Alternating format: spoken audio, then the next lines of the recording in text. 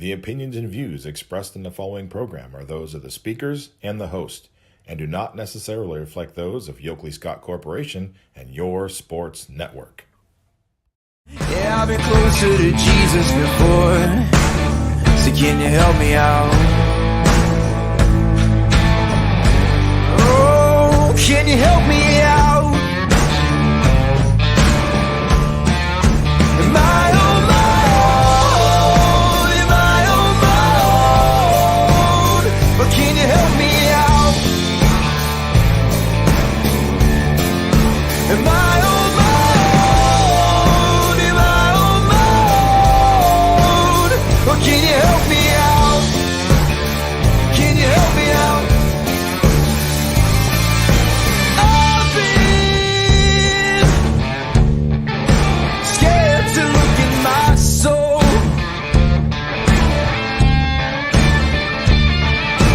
I've been afraid I would follow the road. Yeah, afraid of the things I've been told. And hello, everybody. Welcome inside a Wednesday episode of Running Point. You know what that means. It is the glorious return of Mr. Scotty Mentor, buddy. We missed you for the last couple of weeks, but you are back on in your corn t-shirt like nothing ever happened, Scotty. We are proud to have you back, buddy. Yes, thank you. It's always a pleasure joining you for Running Point. I'm very happy to be back on board. You got to give the fans an update. What's it been like for Scotty the last couple of weeks? What have you been up to, buddy? Yeah, well, it's been exciting. Last week, for the first time ever, I went to the Pro Football Hall of Fame in Canton. So that was, it was cool. I think I may have had my expectations a bit too high. But it was cool. It was better than a typical day at Purple Cat for Are sure. you saying that the Hall of Fame did not live up to your expectations? Yeah, that's kind of what I'm Oh saying. man, like what was it like? What was the down? Like what did you expect compared to what was reality? Yeah, I don't know. I guess I expected maybe a little more like interactive stuff, I guess. Stuff that's fun for like somebody that can like use your hands. Was and I get it. Like I loved all the room with all the hamers that were like painted. Like that was really cool, but it was just like kind of I knew it was gonna be museum like, but it was a little more like museum like than I even expected, I guess. Is, So you wanted like a museum slash, almost like a Carnegie Science where everything's like interactive, like that kind of space, that kind of place. yeah, You like ever been to that Carnegie Science lab? yeah, Where I you run was around, you do a bunch of stuff. I was expecting a little more like where the people there could interact a little more. But If it you was go, still well, cool. if you ever find yourself in Kansas City, you want to experience like that. There's the College Basketball Hall of Fame in Kansas City, and it is very interactive. Plus, it's a museum, so you have a museum portion of the So you place. get the But then that's they what I also have wanted. like three courts that you can play on. They have like a 3-point shooting game. They have a bunch of Papa shots up as well. So it's like very interactive plus a museum. I think that'd be like perfect what you're looking for if you ever find your way out to Kansas City. One day. The College Basketball Hall of Fame, a very cool place to go. Yeah, so you get the best of both worlds. Yeah, you Hannah Montana the thing. You get the best of both worlds. On this show, we go the extra mile for you, brought to you by Greenwood Chevrolet. Scotty, my question for you is: you've had a couple of weeks off the show, but I know you've been keeping up with Ysn and everything that's been going on, and in the playoff football, and we're gearing up for basketball season right around the corner. So I ask, what's on your mind today? What have you brought to the table? Yeah, so I wanted to ask you, talk to you a little bit about um, this past week's playoff action. I just wanted to know from you, how Okay, a close one there. That was an exciting one for sure. Um, I was surprised. I said my Rockets would win. I did not expect them to win like that. yeah, Uh, there were some results, Scotty. I wasn't surprised that it happened, but I was surprised the way it happened. And I think Struthers Poland was the one that I was surprised about, not because I didn't think Struthers could win that game, but if you listen to my show on the Friday before our playoff preview for Friday, I was saying like I put down like three options this game could go, and it picked the fourth option. I was like, hey, it's either gonna be both offenses make a bunch of adjustments and it's a high scoring game. I said one offense makes an adjustment, the other one doesn't. Maybe it's a blowout for one side or the other. And then I was like, or it could just be a chaotic game again where there are a couple of turnovers, a couple of crazy things happen, and it goes the same way that it did last time. What I did not see is a defensive grudge match where only two touchdowns are even scored the whole game and it's 14-9. Like that was not on my radar, wasn't on my bingo card. And I was very surprised that Struthers defense played extremely well against this vaunted Poland running attack.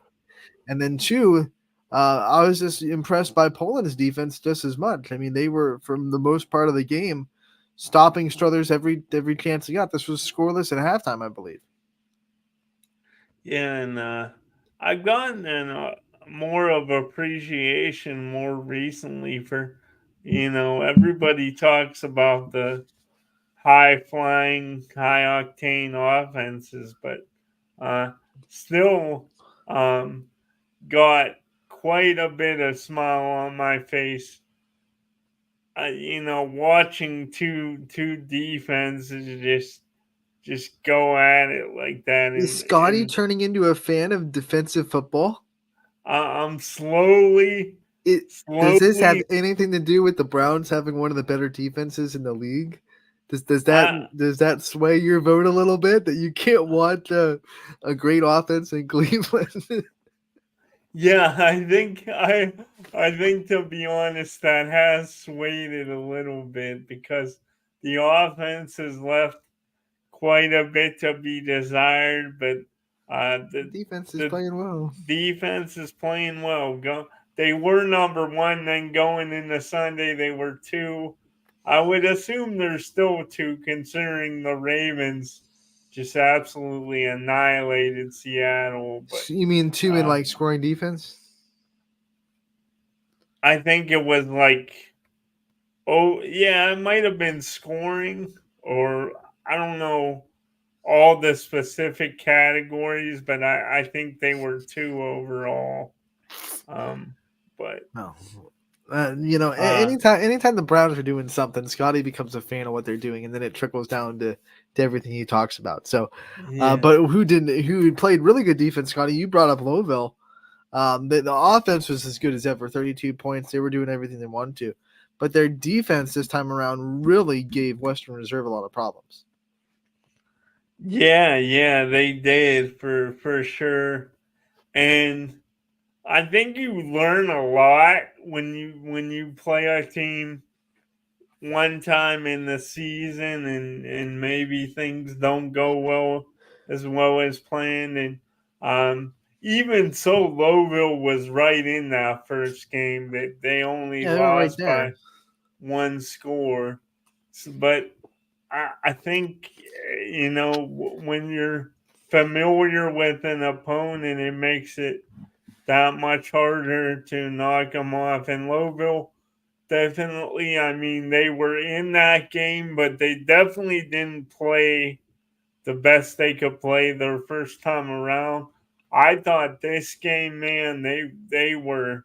I mean, I don't know if it's not the best they played, then that's pretty scary because this Louisville team, man, and I gotta give you credit, Anthony, because you said it to start the season I that did. you thought too many people were, They on were the already pouring the dirt on Louisville, you know? yeah, burying him, saying it was just the Vinny Balone show, and now he's gone, and what are they gonna do? And you said from the onset, buddy, that they're much more than just Vinny Balone.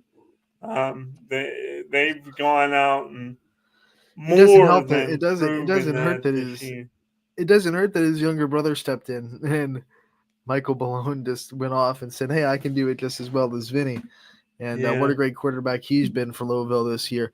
Watching that game, Scotty, against Western Reserve, for Western Reserve side, it felt like one of those games where like things didn't go right to start and they just couldn't find traction after that. You know, the first drive, they're already down 7-0, and Luke Henning makes a throw that he makes 99.9% of the time, but this time because of the pressure that Louisville was able to get, instead of throwing on his front foot, he throws on his back foot a little bit.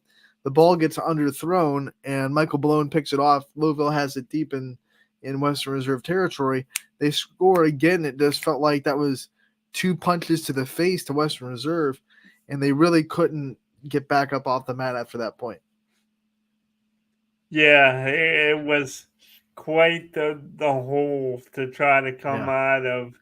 And Sometimes in playoff games, when you don't get off to a quick start, that pressure starts seeping in, the tightness starts seeping in. That whole idea where, especially if you're a senior-led team, the seniors start thinking, "Oh my gosh, this is my last game. I got to make sure this isn't my last game," and they start to play outside themselves a little bit. And I feel like the Western Reserve, unfortunately, fell into that trap once they fell into a little bit of a hole in the beginning of that playoff game. The stage and the lights and the pressure of playoff football just got them a little bit tight, and you could tell after they were down 14-0, and it was just like they were trying too hard almost.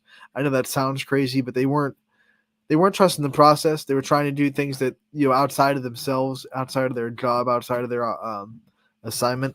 And when that happens in football, when you start doing other people's jobs instead of your own, that just it doesn't lead to good things. Some other things that surprised me, Scotty. How about West Branch? They've had to battle through 2 rounds. I mean, most teams, that are in West Branch's position, West Branch's seating, they get the opportunity to just kind of glide through the first 2 rounds and then get ready for real football in the semifinals this week. But West Branch has been in 2 dogfights. They had to score back-to-back touchdowns in round 1 against Woodridge, and then this time around a thriller against Streetsboro that they win on a kickoff return for a touchdown, 31-28. So West Branch has been in this absolute knockdown, drag-out fights the first 2 rounds of the playoffs, able to get past them, and I think that's actually a benefit. Like, hey, we've played in close games. We're not going to be scared of any situation that we're in the next couple rounds. I know the play, it kind of got to scare the coaching staff because they feel like they probably didn't play their best games and they let these teams stick around. But at the same time, I love the fact that West Branch already has a couple of very tight, very contested games under their belt heading into the regional semis. what do you think? That being said, because you do think this is actually a benefit, and I do Yeah. too. Anytime, Survive in especially advance, right? yeah, this time of year, it's survive in advance. But what would be the one thing in your mind that you think West Branch, like more than anything, is there one area you think they really need to focus on shoring up? I feel like their defense had been good the whole regular season, but the first 2 rounds of the playoffs, their defense has just not been as good. There have been cracks in their defense that Streetsboro and Woodridge both took advantage of. I mean, they weren't scoring astronomical points. It's not like they were out there dropping 40 on West Branch, but 28-20 in the first 2 rounds of the playoffs against teams that on paper you're supposed to be a lot better than. And that's something that I think Coach Cooper's probably looking at saying, okay, what kind of things do we have to shore up on this defensive side? Because if we give our offense, that cushion, then no one's going to stop them. Like, no one's going to hold that offense under 20 points. So if we can keep teams under 20, we're going to be golden. The problem is the first 2 rounds, we haven't kept teams under 20. Well, 20 on the dot for Woodridge, and then 28 for Streetsboro. So what kind of things can we do to make that extra stop, that 1 or 2 extra stops in the red zone, 1 or 2 extra stops, for those explosive plays? If we can do that and hold teams to 14, 17, 19, 8, whatever it may be, we're golden, because I don't see anyone holding this West Branch offense below 20 points. Yeah, so It's a tough one this week, though. Canton South is a monster of a football program, and West Branch knows that pretty well, as they used to be members of the EBC down there. So Canton South is a big test. They're a very strong defense. I don't think they're going to stop West Branch, but the problem is, like, can West Branch make the stops they have to make on the defensive side of the ball to balance out the offense that's going to go and find ways to score? Yeah, that'll be really fascinating to watch and see if the Warriors are able to get that done, to do that. I wanted to get back to Struthers and Poland just for a second. We talked about how great the defenses were on both sides, Struthers and Poland, and Struthers coming away with the 5-point victory in that one.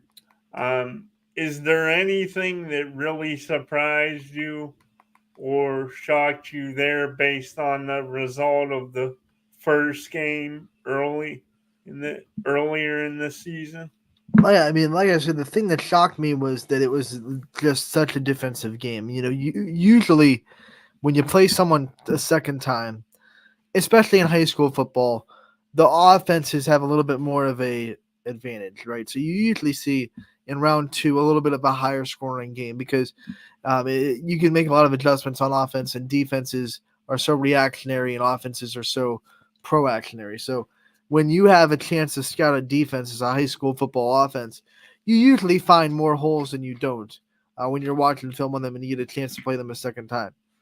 This time around, like, the offenses, I felt like didn't make enough adjustments to what the defenses showed the first time around, and the defenses were just locked down. Like, we know exactly what you're going to do. That's why I was kind of surprised that, like, both offenses really didn't try anything extravagantly different. They were just like, hey, we're going to hit you with the exact same things that you just saw 2 weeks ago. And to the defense's credit, they were ready for everything. Like, everything. Every yard was tough to get. Everything was earned. Poland had 3 field goals. No, one field goal and a touchdown. Missed extra point. And Struthers got, 2 third quarter touchdowns, and that's all that really went down. And then Poland had the ball with the clock winding down. They actually got all the way to like the 30-yard line, but with Poland's offense, they're not built for that 1 minute and a half, 2 minute drive. So they ran out of time. They had to give a Hail Mary, and it didn't work out for them. So props to Struthers for playing such incredible defense against a very tough team and going on the road to a team you lost to. I think everyone in that locker room for the Wildcats knew, like, we had this game. Let's go get it. Like, we had it 2 weeks ago. Let's go get it. And they did. So impressive by Struthers. Congratulations.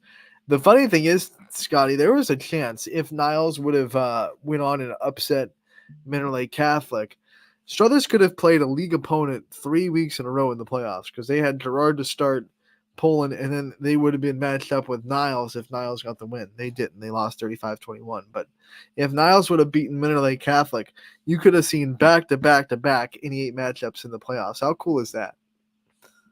That would have been really special. I mean, that just really drives cool. home the idea that NE8 might be the best conference in football. Yeah, for sure. Just so talented, so deep. Um, the other game I wanted to bring up, if we got some time to do that, Oh Anthony. yeah, we got time. I know you said you uh, had an interview you wanted to We play, do. We but do. We're gonna do that second half of the show. um, the other game I wanted to bring up the Irish Ursuline, and it was a battle There against was Camfield. this Canfield defense played their guts out. There was a moment when I thought, man, Ursuline just can't do anything against this defense. This is going to be really tough. But then that last drive, when they needed it the most, Ursuline came up big, and it was Christian Lynch, the man going to Princeton, who found the end zone to give them the win. And then Canfield's offense had been struggling all day too. So you kind of understood with, I think they got the ball with like maybe somewhere around 2 minutes left, no timeouts. They got the ball at like their own 35. You knew, oh man, this is going to be tough. They have to get into field goal range, but in high school, of course, field goal range is like the 15, 20, maybe 25 at best. You know, it's not like college or pros where you're like, if we just get to the 40-yard line, we're in field goal range. That's not the case Yeah, in high school, right? You don't have a lot of high school kickers out there hitting 55-yard field goals. So Canfield got to the 40, but then once, just like Poland with the ball, they didn't have time to run another play. They had to do a Hail Mary to the end zone. And just like Poland, it didn't really work out for them. So it was a tough day for both offenses. Both defenses played really, really well. I like to see Ursuline win a game where they needed that defense. They needed every ounce of it, because that proves to everybody that, hey, if you happen to slow down our offense, good luck in doing that. But if you happen to do it, our defense is up to the task. And that's it, always going to be good in playoff football. do you think it was more of a case of like the Canfield, their history, and being the reigning state champions last year? Do, do you think it was more of a case of Canfield maybe just giving Ursuline their their best shot, and it was just one of those games where maybe Ursuline didn't play to their full potential, or do you think it was one of those where Ursuline still played really well and Canfield just played great? Do you think Ursuline left there was some that they didn't leave out on the field there? Scotty, if you watch the tape and you watch the game, I think that you're going to find certainly things that Ursuline's offense didn't execute the right way. Like the blocking that they didn't get right, or maybe a screen pass where someone missed their block or didn't get through. Things that Ursuline didn't execute that they usually do. That's completely fair. Coach Reardon's going to dive into the film, pick apart everything that they didn't do quite the right way. You'll never have an offense like that is completely just dominated by a defense. There's going to be some things that Ursuline has to clean up that they didn't do quite the right way, or they didn't execute properly. That being said, I do think Canfield, and this is going to be crazy, going to sound crazy because Ursuline's schedule is so good, but I think Canfield has the best defensive front that Ursuline had played yet. You could tell the line of scrimmage on defense was being won by Canfield until that last drive. They were pushing, they were getting through the gaps, they were getting into the holes, couldn't really run the ball that well for Ursuline. And as good as Jack Erickson is, Ursuline needs that run to set up their passing game. So they couldn't really run the ball that great, and because of that, they became one-dimensional, and a lot of things just didn't go right when you're one-dimensional for football. So I think Canfield did a really good job winning the line of scrimmage on defense, and I think they executed their game plan really, really well. Or there are things that Ursuline probably could have done that they left on the field that, like, hey, if you do this the right way, then maybe you get a bigger playoff of that. Sure, I think there's always things like that Dan Reardon's going to find in the film and pick apart and fix. but I think it was a lot more of Canfield executing a really good game plan than it was Ursuline just making a bunch of silly mistakes that they don't usually make. I really do think that if you break down the film, you'll see Canfield played really, really well. Maybe there were some things that Ursuline didn't execute in some plays, but at the same time, it wasn't like, oh my gosh, what's this? What's Ursuline doing? How are they missed that? Or maybe there's a bunch of wide open receivers that Erickson just doesn't see. Like, it wasn't one of those games. It wasn't definitely what it was. Definitely wasn't one of those games. I think Canfield played very, very well on the defensive side of the ball, like they have been all season.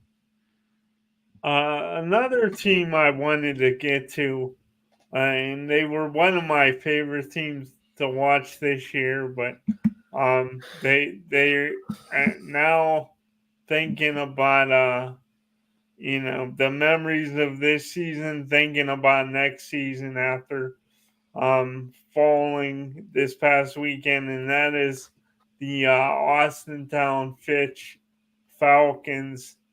And I just wanted to know for you, Anthony, did did anything surprise you in Fitch's game with that matchup, or was it pretty much about what you expected? You know, Fish Fitch at times, you definitely can maybe see. I don't know if you would call them chinks in the armor, but maybe some spots where they were vulnerable. Um, but I really enjoyed watching them all season. So, what were your thoughts on their game this past weekend, and how do you see that program moving forward here? What are some things that stick out to you? Fitch went up against a juggernaut. Like Welsh Jesuit was a very, very good football team. Um, just like Ursuline, I think there are definitely things that Coach Parker would look at that film and say, man, this one we gave him. This one we didn't execute right. This one we didn't really do the right play. But I think at the end of the day, I don't think it was enough of that to say, well, they gave Walsh the game. It wasn't like that. I think Walsh was a very good football team. Went in, played really well, and just quite frankly outmatched Fitch a little bit. But I was really happy to see Fitch's offense have the kind of success that they were able to have and move the ball pretty well, get their scores. But that Walsh offense was really hard to stop, and things that I take away from fifth season. I talked about it on Monday for the recap of the playoff games. This fifth team had plenty of opportunities this season to start pointing fingers and to start having breakdowns in their locker room and team chemistry. And in those opportunities, they actually got closer and stronger and worked together a lot better. I'm talking like the loss to Massillon, Washington, where they didn't play well. They got embarrassed by a Massillon, Washington team, and that was a big opportunity for that team to start pointing fingers and start saying, it's your fault, it's your fault, it's your fault. But instead, you saw the next game that Fitch team was working as a better unit than they had all season. Like they were unified. And I love seeing that. And that's kind of the takeaway that I think Coach Parker will take in the next season. Kind of that mentality of who can stop us if we're together. And I think that's a great mentality to have for a football team. And if they stay together and they stay working as a unified team, that Fitch team's going to be very, very good next year because they have a lot of talent coming back. Yeah, I think so too. I think if you're a pitch underclassman, a fan on the coaching staff, I think there's a lot of positives to look forward Right. to. So that's something that they could hang their hat on. I think that program will be just fine. And I also wanted to talk.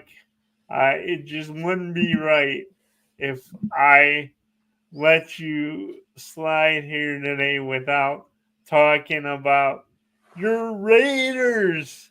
I can't do like like Chris Berman, The but uh, Raiders. yeah.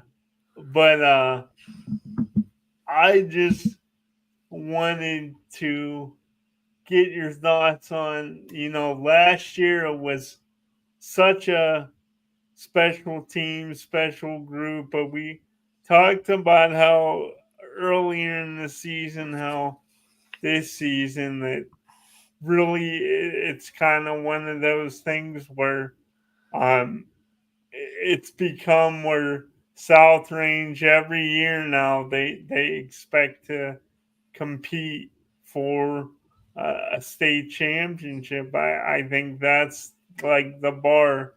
So in your mind, I mean, they had another win where they coasted this past weekend. What do you think is the biggest reason? Because they always say in any sport, Anthony, that when you win it that first time, and to my knowledge, it was South Range, it was their very first state championship last year. Yep. And they say when you win it that first time, it's always hard to come back and have that same hunger, and then you get that bullseye on your back. Maybe we even not get bored, but maybe complacency. Maybe that's a better word. Maybe that sets in, but that just does not seem to be the case whatsoever with this South Range team. Well, How do you think they've been able to stay so hungry? The problem with that statement for South Range, Scotty, is a lot of those players weren't big key factors on last year's team.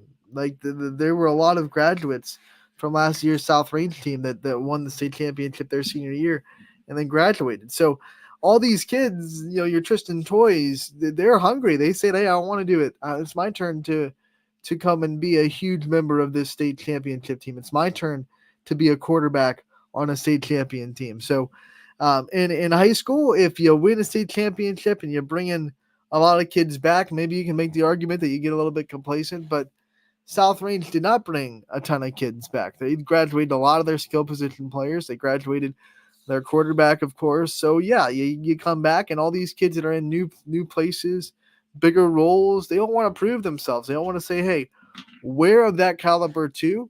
We're a team that belongs to be in the state championship, and they are absolutely hungry. And the one thing I like about South Range, Scotty, I've said it all season. You've probably heard me say it every single week. South Range gets a little bit better, a little bit better, a little bit better. And that's something that's all coaching. And it's kids buying into the philosophy. And that's what makes South Range really, really good right now. They keep getting better. And we're going to take a commercial break. We're on the halfway point of the show. When we come back, we are going to be diving into more basketball previews. We have Coach Rick Gates from Crestview Basketball, and we'll play an interview with him after this commercial break on Running Point, brought to you by Greenwood Chevrolet in Austintown. 21 News delivers the news as it happens, using the latest technology from where it happens. Live here outside the Mahoney County. On air, online, Wednesday afternoon weather update. Very dangerous. and on the 21 News social media platforms. I'm on the road right now. 21 News, the Valley's only locally owned source for trusted news since 1953. Craftsmanship to us is 60 years of pride and dedication. Passed down from generation to generation. The hardwood floors that your kids take their first steps on. The solid wood doors you quietly close at night. The things we create day in and day out are the products that end up turning your house into a home. At Baird Brothers Fine Hardwoods, uncompromising quality and craftsmanship built our business. And it will keep us moving forward for generations to come. Going the extra mile at Greenwood Chevrolet means we want to take care of the community that takes care of us too. And we have to work together always. And that's how you stay in business for 40 years. You know, I love being a helper because when I help somebody, it makes me feel good. means a lot that I can make a difference in others' lives. So I will do everything I can and just being there for them every step of the way. I want them to know within the first 5 minutes that they could depend on me. That's what going the extra mile means, only at Greenwood Chevrolet. Before the lights come on, before the workday begins, before a long day is ended, or it's time to have fun, it all starts with the people at Joe Dickey Electric. From replacing a light fixture in your home to building a substation for your business, no job is too big or too small. The people of Joe Dickey Electric power them all. Joe Dickey Electric, over 60 years of powering the Mahoning Valley.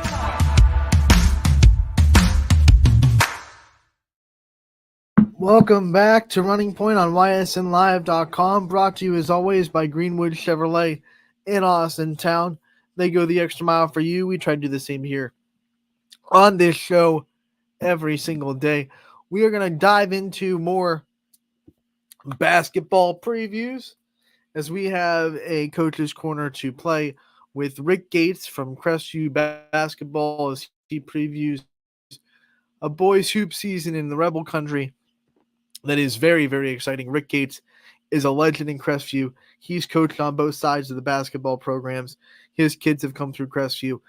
He's synonymous with Crestview basketball. So great opportunity to speak to a legend of the Rebels community. And here is Rick Gates with a preview of Crestview's basketball season. Ty Bartel, Anthony Hartwig, another edition of Coach's Corner. This time we go to the Crestview Rebels on the boys' side of the hoops with the Crestview boys basketball head coach, Mr. Rick Gates. Mr. Gates, how we doing today, sir? Hey, I'm doing great. Just excited to get ready for this season. You talk about this season, and I think there's a lot of upside to not only the girls, but the boys' side as well for these hoops teams. What are you seeing in practices from a coach perspective? We've just had a couple practices. We started on Friday. We had a great practice Friday night. We had a fundraiser. We hosted the 3rd, 4th, 5th, and 6th grade games on Saturday. So we had the team together that day and had nice team bonding and did the fundraiser thing. But another good practice last night. So our young kids, it's amazing to see the improvement day to day. Coach, let's go over the roster and some of those young kids that you have coming. I want you to have a little Meet the Team segment, introduce us to your squad and the names that we'll be hearing from Crestview this season. Sure. We had the good fortune of having 6 seniors last year, so we have a lot of faces to fill. And we have one starter coming back, Jonathan Best. John averaged looks like about 8 points a game last year for us as a starter, as a sophomore. John is just a junior this year. His brother, James Best, was our point guard last year, averaged about 10 points a game. And, just a lot of talent there with Jonathan. He'll start at either the point guard or the off guard position. The other player that played a whole lot last year is Jamison Best, or I apologize, Jamison English. Jamison, just coming off a great football season. He filled in at quarterback after game 2 or 3 when our quarterback, Jake Nolan, got injured. And Jamison got a lot of experience last year coming off the bench for us. He, played in every game, played in every quarter. Just a good ball handler, a tremendous athlete. At the post this year, we'll have Justin McKee. Justin's a senior. He's about a 6'3" senior. Does a nice job with positioning inside. We have a sophomore that'll start at one of the forward spots, Tyler Savage. Tyler's about 6'2", jumps out of the gym, has a good outside shot, does a great job that way as a young sophomore. We have a junior in our other spot, Evan Neff. He's about a 6'3" junior, runs the floor extremely well, can play that forward position, can go inside, can go outside. And We have several other players battling for spots on that varsity roster. We have Andrew Busey coming off a great soccer year. He was a soccer captain. Andrew is a senior. We have another senior, Tristan Milhone, played a lot last year, got some experience. He's going to be coming off the bench for us. And then we have a freshman, Tanner Guy, who's going to see a lot of time, both JV and varsity, at least at the start of the year. But Tanner has tons of potential. He's about a 6'2" freshman who shoots it really well, can take it to the hole. That kind of rounds out our first 8.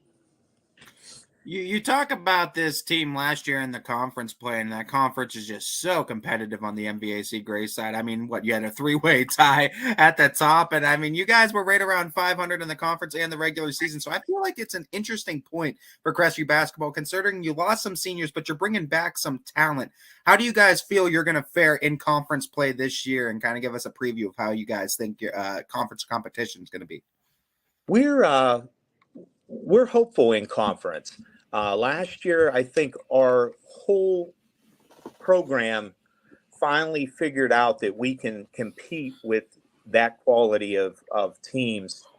The MVAC, just night in and night out, it just is a great basketball league. We tell everybody they are a boys basketball league. When you look at how good Newton Falls is every year, how good Campbell Memorial is, you're looking at LeBray, Brookfield, Garrettsville, Garfield has just a great class of athletes. Football wise, we saw that. So night in and night out, I believe we were 6-8 in the league last year, but had some good wins league wise, and we were really in a lot of those games that we were not able to win. We were competitive, and we can play right with those league teams. Coach, the conference is obviously very good, but you also have a very good non-conference schedule that I know you're excited about. Who are some teams that pop up outside of the MVAC that you're really stoked to put your teams up against? We're always anxious to play any of our teams from in the past. We'll play United, non-league, but we really, our opener against Lowville, our kids kind of are looking forward to that. We know that they are one of the best teams on our schedule. Their JV team was phenomenal last year. They had a great summer. And then we played Beaver Local and Springfield Local right after that. So our first 3 non-league games they're just powerhouses. Beaver Local has a great squad. Springfield will be, I believe, better than last year. Coach Brink just does an outstanding job there. And one of the most exciting things that happened in our off season is we got invited to play at the Heartland Christian Holiday Tournament right after Christmas break there. I believe it's the 28th and 29th of December, but we played Columbiana in the first night of that game. And then Heartland Christian will play McDonald in the second game, and then the 2 winners will play. The 2 non-winners will play second night. But we haven't had a chance to play Columbiana in probably at least 10 years or so. But, we're anxious for that. Our kids know their kids. They're all friends. They're competitive, but it just brings out that fun high school atmosphere.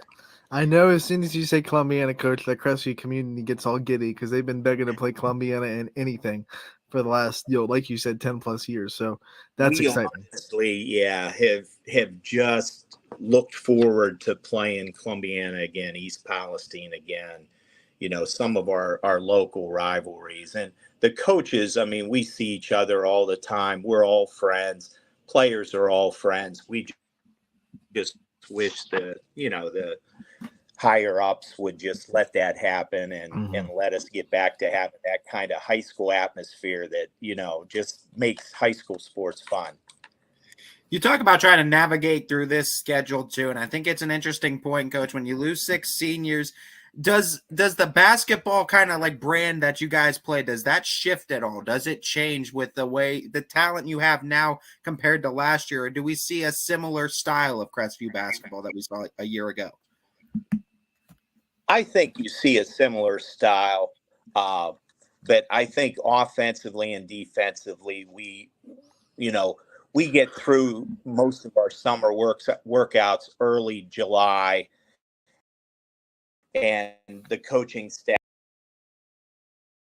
kind of gets together and decides what'll fit this group the best. This group is maybe a little faster than last year's group, so we'll try to transition a little bit more. Last year's group was phenomenal shooting group. This year's group, I feel, really is hard to guard.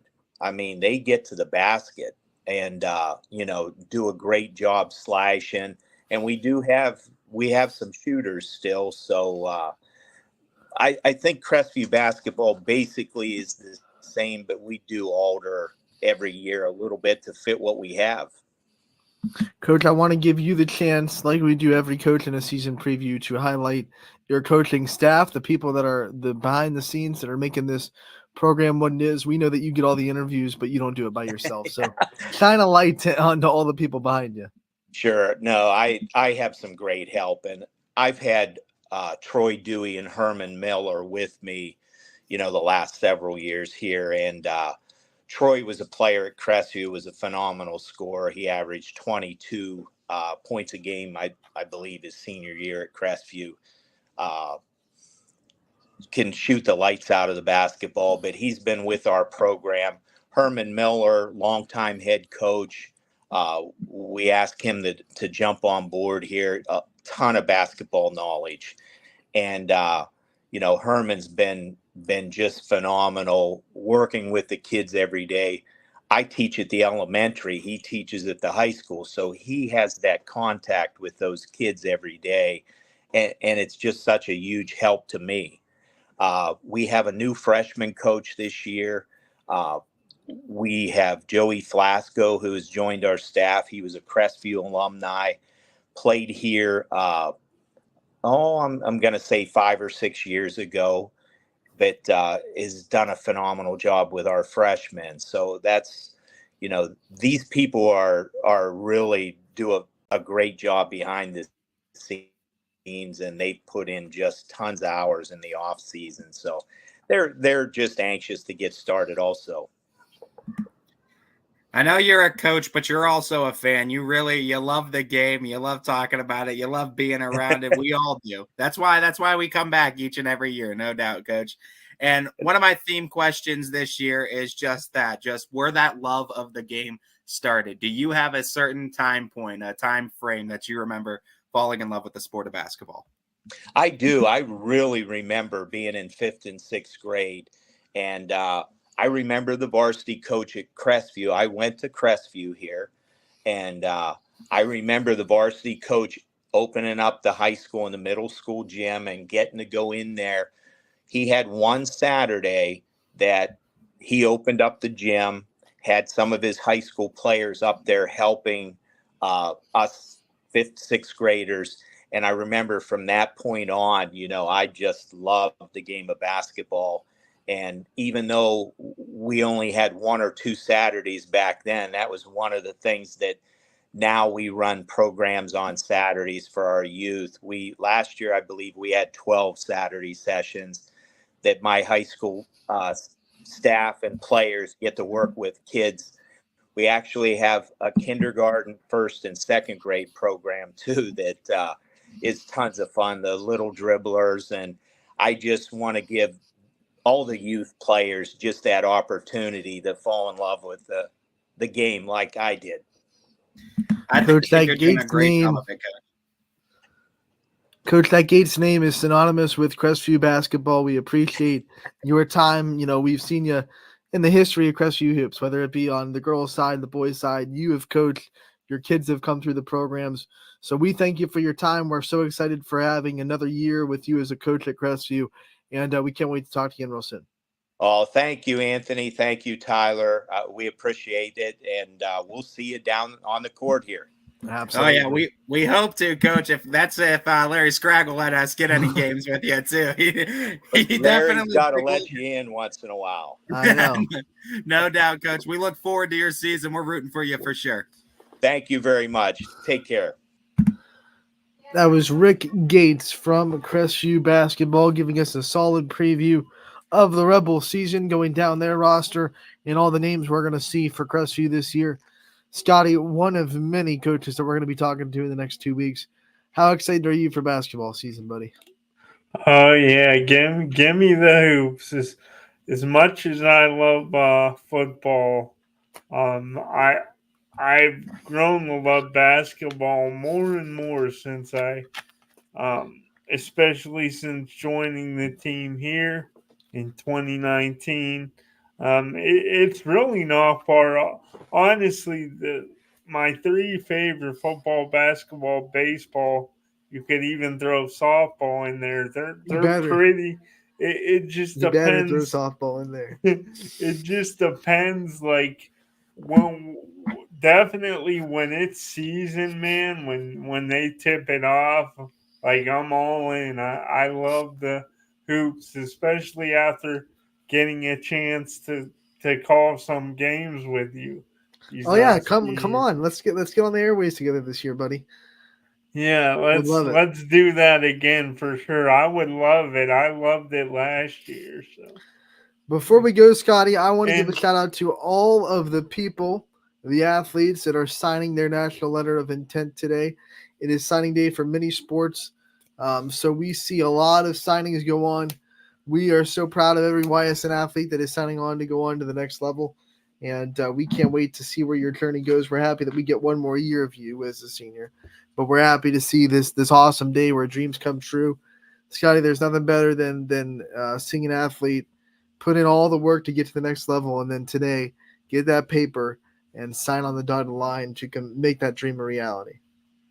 That's the best, man, and that's why I love being here and being a part of it. It really does feel like a family here because giving these athletes a chance to have their own personal showcase and show the world what they can do, and then to see the ones that are exceptional and they go on and further their career, choosing colleges, man, that's what it's all about. It's great, and it just gives me goosebumps just thinking about it. Make sure to check out our.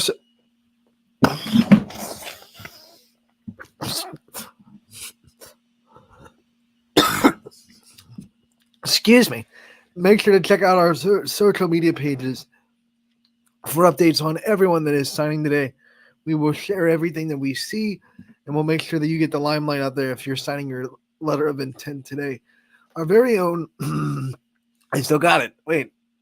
Our very own CJ Bako is going to be in Champion today. He's taking that next step. He's saying, I'll go and interview people that are signing Champion, Scotty. Having 3 people sign D1 national letters of intent today.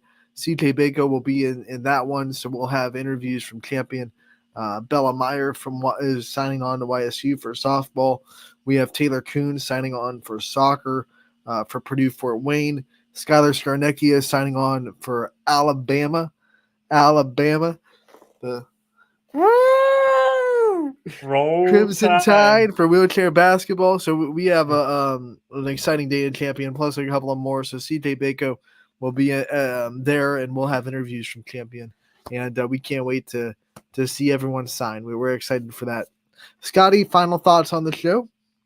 You got any? No, well, I just wanted to say 2 things real quick. One, I apologize. I don't know if you asked me a question after that response about South Range and how they haven't had that like championship hangover because my cord became disconnected here and I totally didn't hear anything you Scotty said cut the in cord. Scotty's that like, I don't want to response. hear Anthony anymore. So I apologize for that. And number two, you mentioned the individual signing with the Crimson Tide and the Skylar wheelchair Skarnecki. basketball. Yeah. Yeah. I was wondering, did you ever see that? So it was like a Alabama super fan, and he said it was on ESPN. This had to be at least 8 or 9 years ago, maybe longer. But anyway, he was like a diehard Alabama fan, and he actually named his daughter Allie Bama, which I thought that was I always thought that was pretty cool. I don't know why. I just felt compared How to about so? how to share that with you, but Sometimes I like watching like really classic football games and just for fun.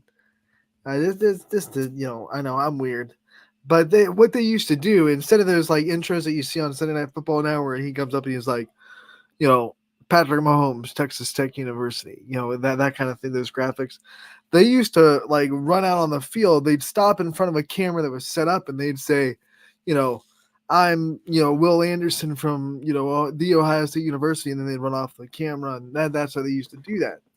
So this kid, it's an Alabama game. He runs up to this camera, and he stops, and he says, I just want to say hello to all my friends from Tuscaloosa, Alabama. And then he it's like, that's awesome. Yeah. So that's cool. But yeah, congratulations to everyone signing. And like I said, we'll have interviews from Champion because CJ Bako making the trip down there. But Scotty, thanks for joining us this week. We love having you on the show. We'll see you next Wednesday for another episode of Running Point. Running Point will return tomorrow from 1 to 2 as well, as we have a lot more basketball previews to get to. This has been Running Point, brought to you by Greenwood